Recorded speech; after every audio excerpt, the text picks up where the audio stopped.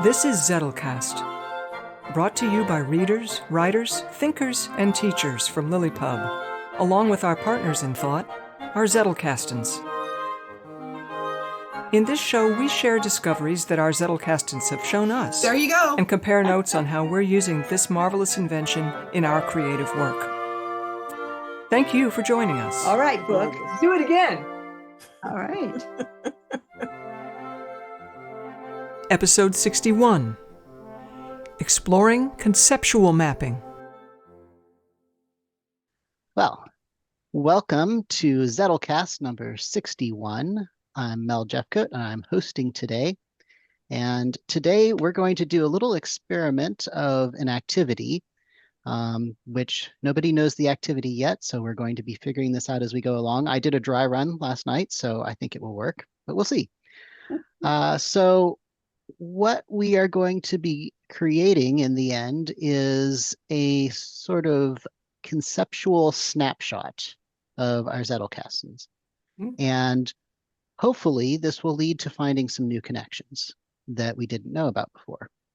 So let me just pull up a random letter generator on my phone real quick.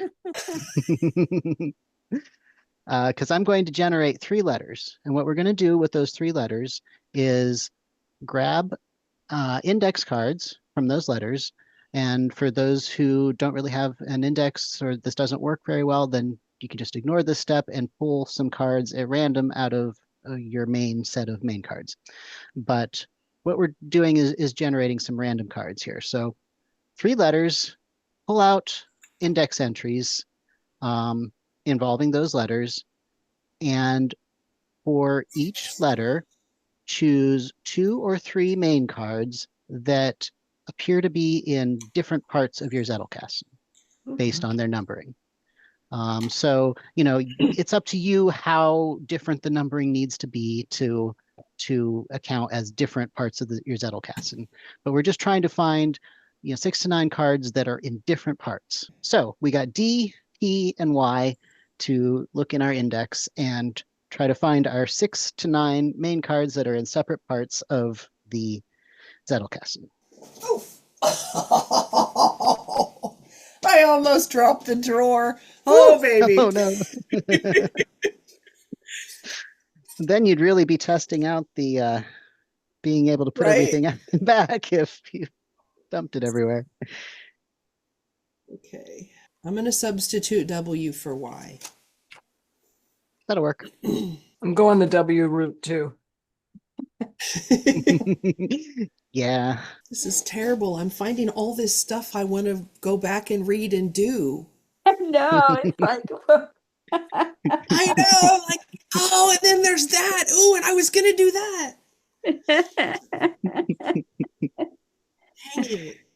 I know most people are still looking for cards, but the next step will be to, once you've got your 6 to 9 main cards pulled out, start just rearranging them, grouping them. If there's any that are related to each other, just start thinking about what are the connections between these cards, and do they form any natural groups? You look like you've got your cards, Kathleen. Is that right? And I got them arranged into 2 little conversations with 2 duds, which I'll talk about. Now, what do you mean? What do you mean by dud? Dud as in they don't. This is why I like ideas in my Zettelkasten. This first one was one of my earliest cards, and it says it was just the definition of a dissertation. A thesis for a doctorate is called a dissertation, and that was back when it's a very, very old card. But there's nothing going on here to get you excited. And the other one, I was looking up data because one of the authors was talking as though the Linnaean taxonomy grew out of Darwin's theory of evolution. And I was pretty sure that was backwards. So I was looking up a piece of information. Yes, Darwin predated the Linnaean taxonomy predated Darwin by more than 100 years. So this is fact. Just to me, they don't make a conversation. Fortunately, I have the others that do. Well, you're going to put those in your map as well, because there is a connecting point, which I will tell everybody Okay. once we get to the point of actually making our maps. Okay. So what we're going to do is draw a sort of a conceptual map. And I did it like a mind map, which if you don't know, that's you write things down, you put them in bubbles or shapes, and you make connections between them. You put things that are similar to each other, closer to each other, or you can indicate similarity with lines. You can color code. If you want to do your map in a different way, if a different way makes more sense to you, then by all means, whatever way of putting things down on paper that shows the relationships for you. But the one thing I do want everyone to do is at the center of their page to, however you want to do it, draw a little stick figure and label it me or put your name or whatever, but you are the center of your map. Here is an example of the map that I did last night. I don't know how visible that is, but even if if you have a card that has no connection to any of your other cards, it has a connection to you because you chose to make it. So you've got a line going to you regardless. What other lines we find is hopefully where the meat of this exercise comes in. So you've got your cards, you've done some rearranging to put the ones that are close to each other. So now that you've played with the physical cards, it should be easier to sort of place them on the page. And the way I did it was just putting down the tagline or title, if it has it just as a title, and just the number, the card number for reference. So that's the next step, is to put down your cards and indicate by placement and lines how they might relate to each other. I think my biases were all over my selection process. Everything is very related.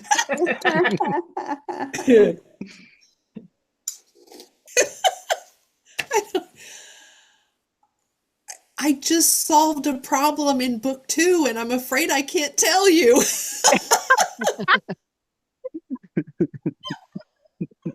That does not get edited out. Answer.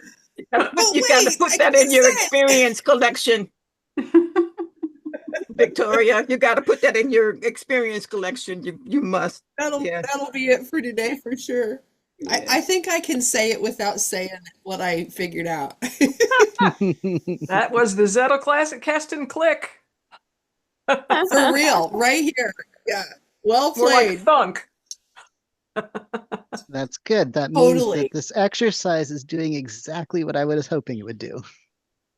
I never would have thought of that had I not seen all this together on the page just now. Seriously. And I've looked at this crap for almost 3 years now.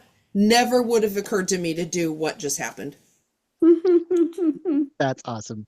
I am so tickled, and I'm looking forward to hearing what you can say about it. Yeah, you're getting credit in book 2. I'm just telling you right now. So once we've all got our cards sort of down on the page and connected, basically, I think that we could talk through it next. When I did the exercise last night, obviously I was doing it by myself, so I just wrote down in a different color so that I would know that it was something new, what sort of connection I was seeing, and basically making a connecting card on the page. And so, but I think that we could do that verbally rather than taking the time to write it down right now. And then anything that we come up with that we want to write down and include, we can grab from the recording ourselves. Anybody what still do working? We call this exercise? Is this like mind mapping the Zettelkasten, or is this an actual thing that you've converted from something else?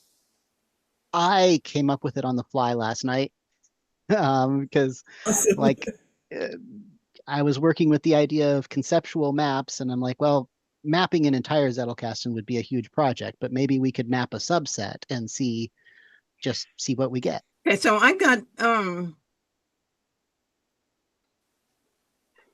a little sort of mind map that has 3 parts to go with 3 cards for each one of these 3 parts. So the first branch is writing setup. Second branch is story angles, and the third branch is perspectives. Mm. In writing setup, the three sub branches are future pacing, which is a kind of a persuasion thing. Good things done in stories. And the third one is, but it's better if you only suggest. That is, you show, you don't tell, you suggest. And the story angles, I have a scenario. Which one is this? This is story angles. Okay. Story angles. So there's the concept puzzle and self-dictation, which I've spoken about before. And then there's the 14-year-old nonverbal genius dwarf. Oh. A story that I ran into that I thought, ooh, what does that world look like? She's a genius, but she's nonverbal and she's a dwarf. And how does she get along in the world? How does she interact? How does that happen? And the other one, the last one is perspectives. And the first branch is called condensifying. Condensifying, which is a term I got from Mark Joyner. Second one is worrying is a nasty form of self-hypnosis. That thought. Okay. And the last one is the reflective practice of becoming. And this is where you sit down, think with a blank page, and write as a prayer, as a meditation. Where is my time actually going? And what kind of person is that creating? So those are my three. Good. And did you find any surprising connections? Like did cards that go together that you didn't realize they went together?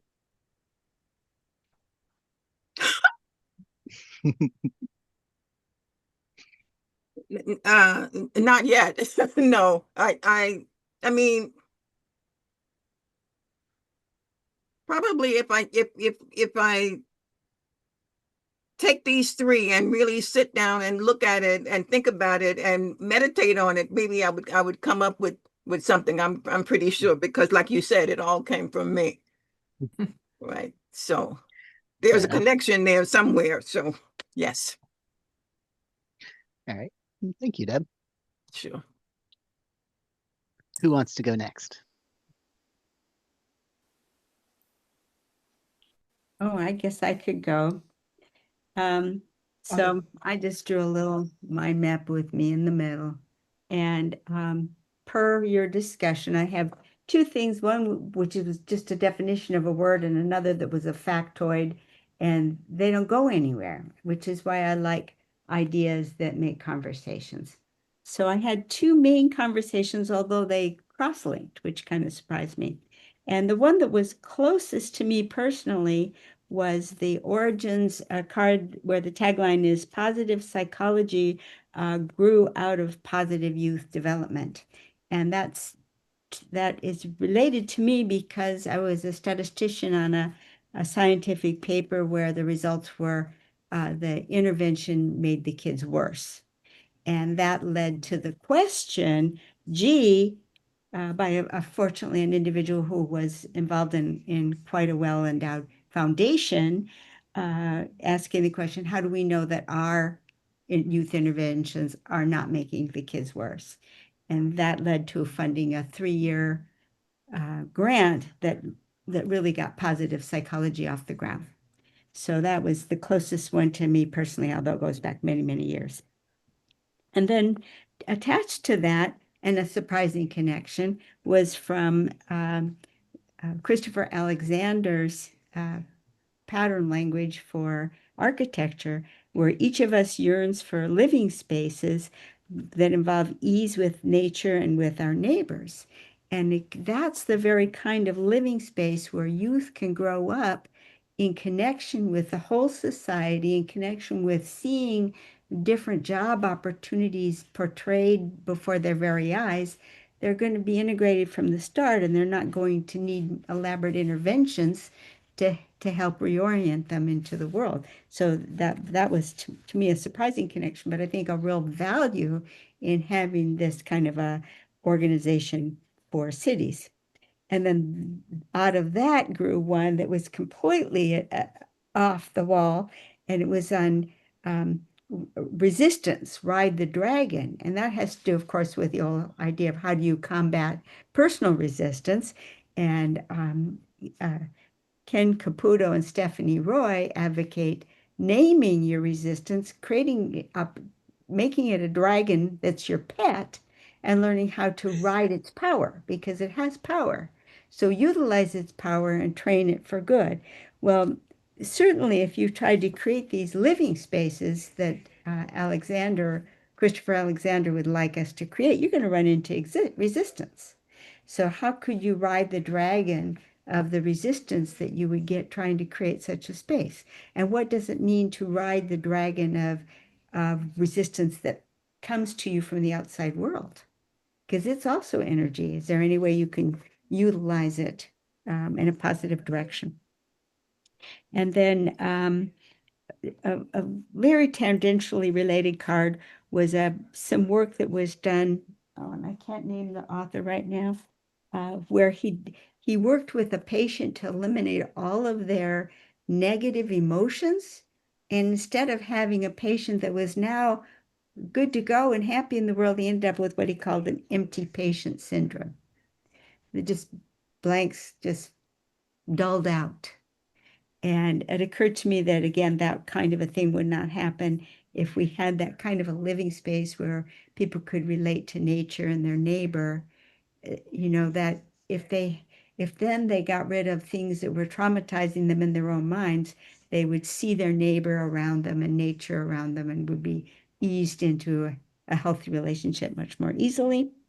And then the other side conversation came out of Adler's, where he says restating propositions is key for syntopical reading, where you have to take the author's proposition and restate it in your terms for each book that you're reading, so that you can relate the different authors. So that was a whole fresh branch. But then it occurred to me that that's really what you're trying to do if you're trying to grow something to grow another community. You've got to restate all of your people that are opposing you. You have to restate their propositions as well so that everybody's on the same page. And then out of that came a little Feynman warning not to fool yourself because you're the easiest one to fool. Which relates to everything. Nice. That's good. Well, I could go. I just had a. Oh, you wanted to add I something? said I feel like I just sat a final exam or something.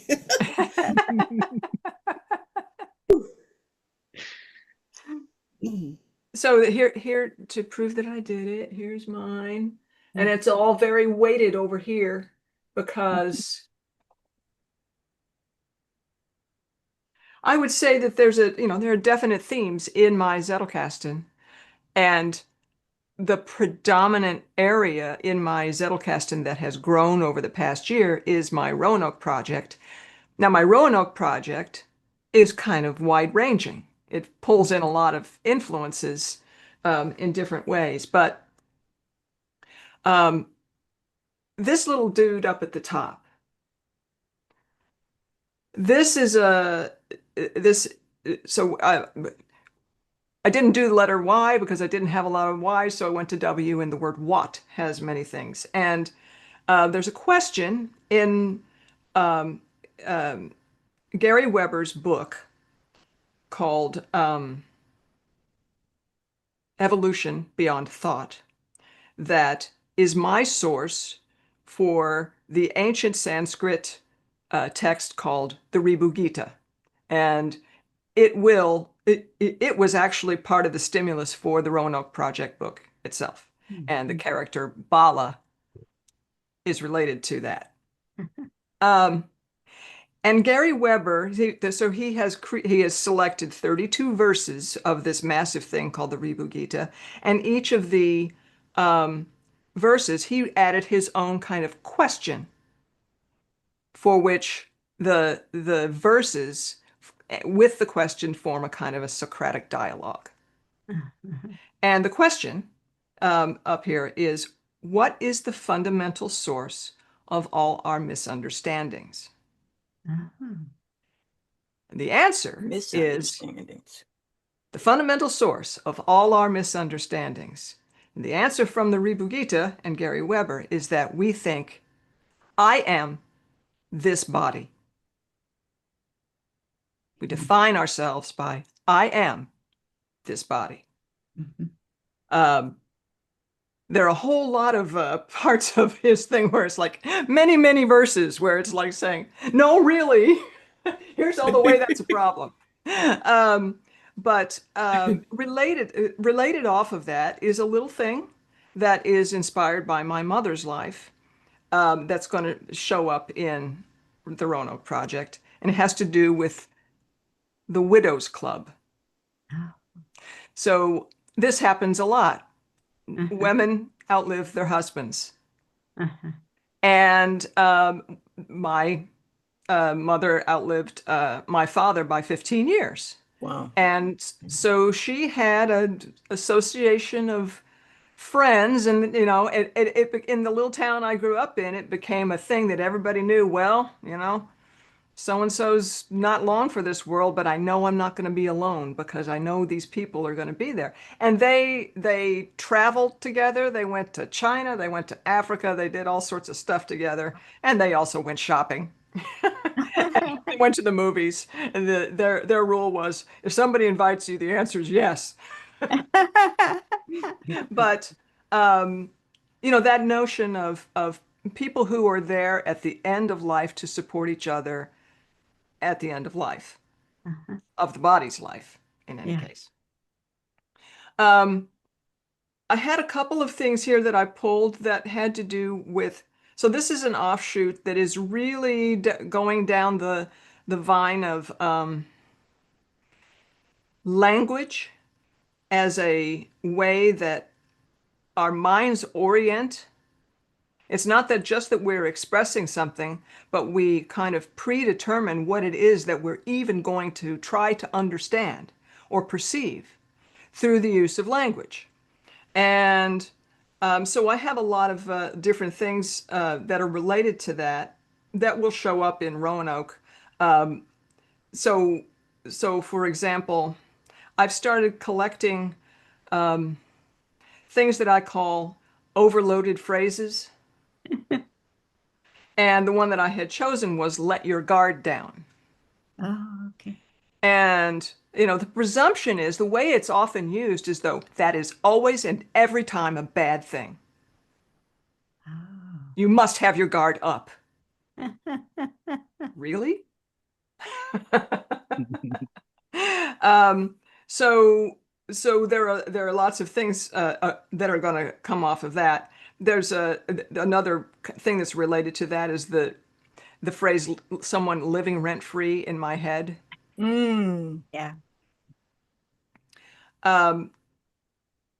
Another so yeah, I mentioned there's a book. There's a book I haven't read, but my bib card, since I have at least developed a bit of a discipline about understanding why it is I want to read a book, what I think it's about. It is called Real Presences. And where did I put the book? Real Presences by George Steiner. And George Steiner was an art critic. And what I understand from my Mortimer Adler scanning and understanding what this book is about is that it argues that active interpretation is the only valid criticism of art, Oh. which is very interesting. Mhm. So that you can't criticize it if you haven't gotten in there with it in some way and made something of it, which is, I think it's very related to Mortimer Adler's whole way of reading a book as well. Is like you need to chew it up and digest it, and it becomes a part of you. So there's that.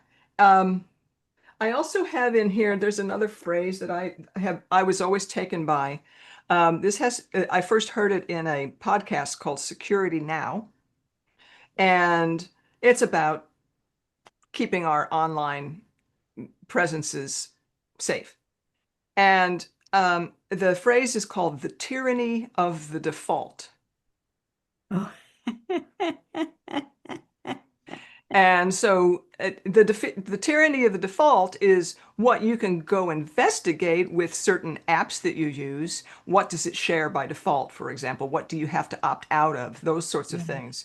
But that definitely relates also to the tyranny of the default way that you hear words based on the mental framing that you have going all the time. And related to this is something that I've, in my exploration of memory and memory palaces and so on, trying, not that I have gotten anywhere with this, but trying to design memory palaces that almost as though you're using Christopher Alexander's timeless way of building, where you're asking, what are the events that happen here? Oh. And designing a memory palace that permits you to really live with the ideas that you are capturing there in a dynamic way. Wow. So the memory palace helps support a kind of mental model that isn't dead. Uh-huh. And that, I think that relates also to what you said, Kathleen, about the cards that are dead versus the ones that Yeah. have conversations. I Yeah. think it's the same sort of thing that, I don't want to just have a filing cabinet in my head. That doesn't, I can have a filing cabinet somewhere else. I don't need that. It's you want to be able to Connect. tiptoe in the tulips. Yeah. Yeah. Yeah. So Yeah. that's how I've connected those. Yeah. But a lot of it has to do with language. Yeah. Yeah. No, you made me take my jacket off. Oh, No. warmed you up. Well, it did because it just echoes not all of it, but a lot of the stuff that I was thinking about or have been thinking about for this essay. So, so I'm saying, but at the same time, yeah, because ideas and things are in the ether Yeah. and they're pulled down by whomever has the antenna up high enough, so and we are all connected, this coming together on a weekly basis has melded us into a sixth person, uh, so so while it made me take my jacket off, it also made me happy, at the same time. So wow. Wow, especially that Gary Weber and the Widows Club and the events-based memory palace. Wow, I'm saying, mm, all in the anticipation of offsetting senior isolationism. That's Yeah. Yeah. Yeah. Yeah. yeah. Wow. Wow. Yeah, those ladies, well, a lot of them you could really count on. Yeah. And the ones you couldn't count on, people know you can't count on her. Yeah. She's great to be around. We You love can't her. count on her. We love her. That's awesome. But the ones you could count on, whoo boy. Yeah. Thank you. Yeah. Thank you for being there. Yeah. Mm. Mm. Yeah. Okay.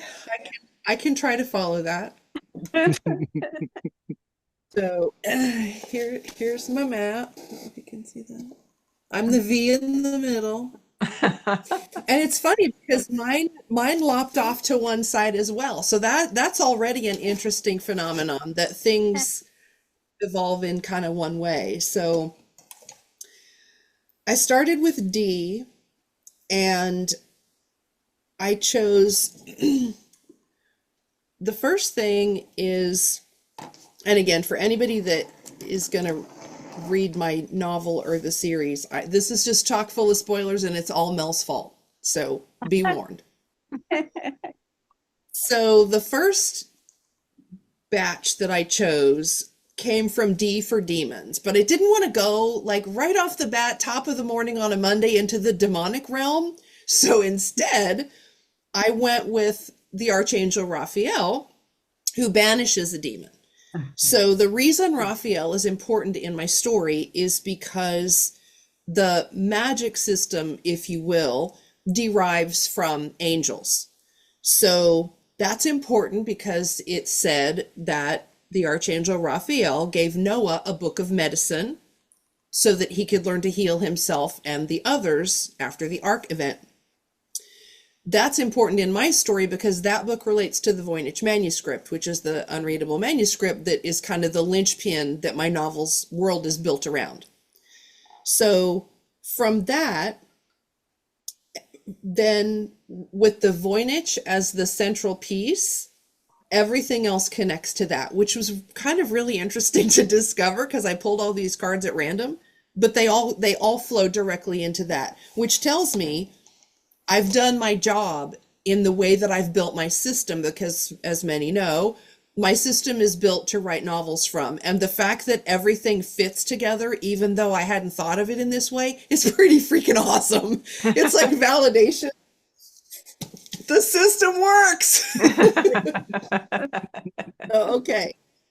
So the W cards that I chose were out of my warfare and war fighting section, which is rather large. It's almost an entire index page of its own because my main male character, Marshall Branch, is a war fighter. And so I know a lot of that stuff on my own because of my own background in history, but I did a lot of research about the kinds of things that he would know, having been alive for decades and decades and decades, and the things that he would bring with him into the present. So one of the first things is warfighting skills and warfighting strategies. And those are adjacent bubble important because one of the cards I pulled that came out of that is the first study group. The first study group was headed up by William Friedman, who was an actual code breaker who broke the purple code machine to defeat the Japanese during the war. Well, William Friedman was actually at a place called Riverbank Laboratories, which was founded by the fabric magnate George Fabian. So in my story, Marshall Branch is at Riverbank, the actual place, with the real William Friedman. And so Branch learns his cryptographic skills from William Friedman, who in my story is his college roommate at Cornell. So all of that is tied together because of the set of skills that was exchanged and the place where it happened. So in book 2, and this is where the discovery happened. I know what the final battle and the cliffhanger is from book 1 into book 2. Book 2, Act 1 is put together. Act 2 is pretty well finished. It's the Act 3 break into Act 4 where they kind of have that critical battle point that turns the tables to end the second book. And I've literally struggled with this for over a year now. Now, I haven't had proper brain space to give to it, but now that I do, I think a lot about this because I want book 2 to mirror the way that 1 ends, so that again, it's a break into book 3, and that's the end of the trilogy. What I learned from this exercise is I kept trying to ramrod the actual warfighting skills stuff into that third act finale. And it kept coming back to the cone of uncertainty from Special Ops, which is you have a timeline of known reality that goes into one end of the cone. And the further you get into it, when it's at the skinny end, you can kind of predict what's happening. But as that cone gets bigger and you come out the other side is completely unknown. And the further you get into the cone, the more unknown things become. I was absolutely adamant that the revelation was going to come in that area of predictability, and I was just going to figure it out, and that was what it was going to be. I was wrong. So throw those out. Instead, what's going to happen is the twist for book 2, and again, people, it's Mel's fault, I'm sorry, is rather than using the technology and all of his accumulated wisdom of warfighting and skills, instead, he's going to go backward to very early non-technical fighting in order to defeat the problem. You know, think like writing the answer on a piece of paper, handing it to the person, they read it, and then they have to eat it. That kind of thing, right? This is not crypto code we're talking. So the way that happened is one of the cards that I pulled is from the Shadow Library project. And this was actually under P. In retrospect, it makes sense that I put it there because this is the linchpin for the plot twist.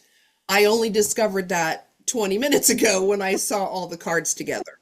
Because seeing all the cards together is what told me when I get to the point of that twist or that revelation where I wanted to use modern skills instead, because the Shadow Library, the goal of it is to collect all of the books in existence. There's a lot of information that would be hidden somewhere in that Shadow Library. And that's the thing that will get us to the old world ways of fighting, because it's been preserved there the whole time. Tara would know that as a museum researcher. Branch would know that having come out of Riverbank. And so it's just a matter of putting their note cards together for them to go, oh, we need to do this old school. That's how we get this done. So there you have it. Wow. Oh, how satisfying. This has been the most productive 20 minutes of the last year in terms of my knowledge. No, I'm not even kidding.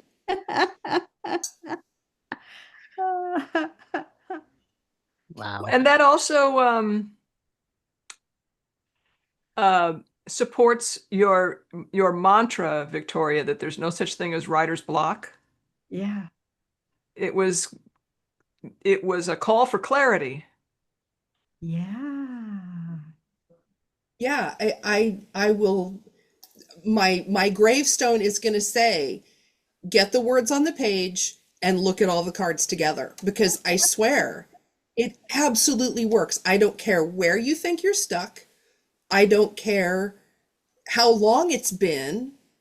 You just have to give your connectors something to grab onto, and the note cards in your brain will do the rest. Just get out of the way and let it happen. This is this is a real-time perfect example of that, because I've been chewing on that problem forever, and I had dug myself into a hole that I couldn't get out of.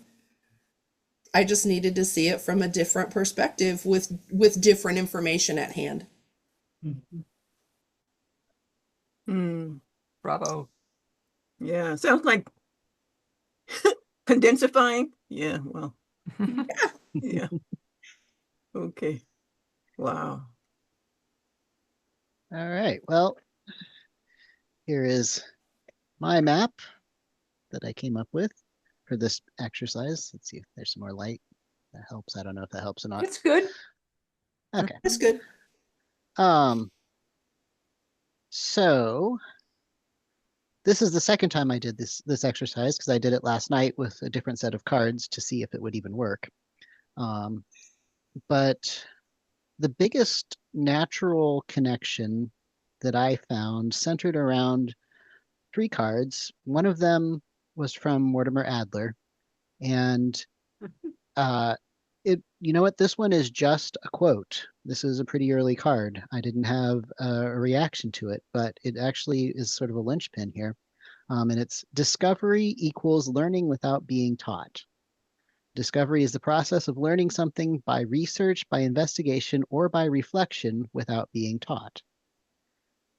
And the two other cards that I found that I pulled that go with that, I had made a note of about pigeons and creoles being two different things. A pigeon is a constructed language that is developed by adults. And so it never actually, it doesn't have much grammar to it usually. It's very, get the job done. It's usually a trading language. It's when two different language speaking groups come into contact with each other and have to come up with a way to communicate. But what happens when children learn this pidgin as their first language, they turn it into a real language. And then it's called a creole. So the adults are being taught, essentially, this pidgin. They learn it by being taught. The children learn it just because it's in their environment and they're primed to learn language. And so they discover and create the the rest of the things that make it a real language, all of the grammar and all of the inflection or whatever they put into it. And then it becomes capable of expressing, deep meanings, and it can be expanded, and it becomes a real language. And then this other one is kind of funny because it's just I have a section on overheard conversations or weird conversations that I've had with people. Victoria. um, and so the tagline for this one is "Brain freeze from pumping gas." Mm. It was I wrote it in January of this year. It was very cold. And there was a woman at Sam's Club. She apologized after she had stopped in the exit right in front of me to adjust her coat and hat. And so I had to wait for her. And she said, "Oh, I'm sorry. I have brain freeze. Literally. I pumped gas and I haven't been the same since." So that kind of that fit into the discovery equals learning without being taught, because she had discovered what it's like to stand outside in the 0 degrees or whatever it was, pumping gas, and discovered what it did to her.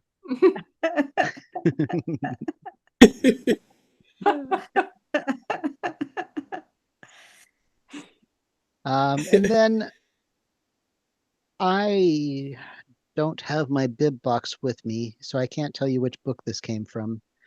But I had the tagline is "Each reader a passage for forgotten ideas." And the part that came from the book is "Performance is the measure of one's skill. Success is the reaction of others to that performance." So success is both your skill and how other people react to you. Um, and I had written as my reflection, this is relevant to my work because it shows how good ideas can fail to gain traction. Reading old books can unearth the hidden gems, but we, the explorers, can be the network nodes that bring good ideas to the wider public. So that is, it is definitely a self-directed discovery process of looking into the old books and finding the things that can be brought out. Yeah. And then I've got a bunch of ones that don't have connections necessarily yet. Maybe I'll come up with some as I speak. But there's a section up at the top of Tagline, know what you have to do. And that's a quote from an unnamed artist that John Ruskin was quoting in one of his books. And he asked the artist, how do you create this great artwork? And the artist said, well, you just know what you have to do and you do it. Not very helpful. But, know what you have to do is the important first step. How you get there, well, that remains to be seen. That's a discovery.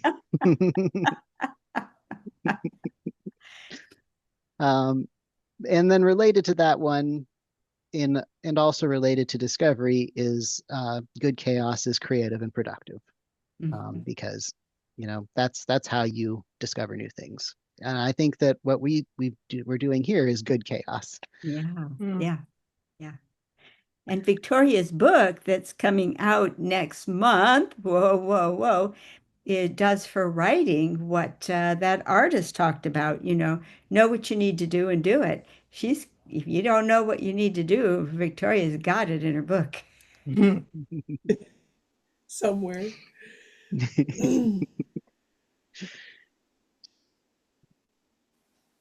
And then this one I hadn't found a connection yet, other than to me, but contact with propaganda leads to assimilation.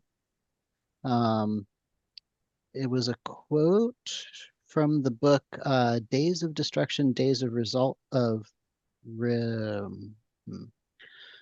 Days of Destruction and Days of, it's not Revolution, but something along those lines, by Chris Hedges. And he had written, those who do not carve out spaces separate from the state and its systems of power, those who cannot find room to become autonomous, or who do not live in truth, inevitably become compromised. That was from that book. And I had noted that this mirrors the observation in Jacques Ellul's Propaganda, that it's impossible to engage with propaganda without being affected by it. Mm. Oh boy. Yeah. So I'm not, I feel like there's some connections to be made with some of the other cards there, but it's going to take some more thought to tease that out. And then the other two are just ones that came out of my Lillian art research. One where I made a connection of his relations to working with the Zettelkasten, using concordance, indifference, and contrariety as part of our Zettelkasten process. And then the other one was making a connection to artificial intelligence, because some forms of artificial intelligence have a generator and a discriminator, and that is essentially an implementation of the Lillian art, because his processes generate a bunch of options, and then he has discriminatory is not the right word, but discriminating processes to find the things that work and that are true. So those are all of the cards that I pulled, and I've got at least one card to add as a connecting card.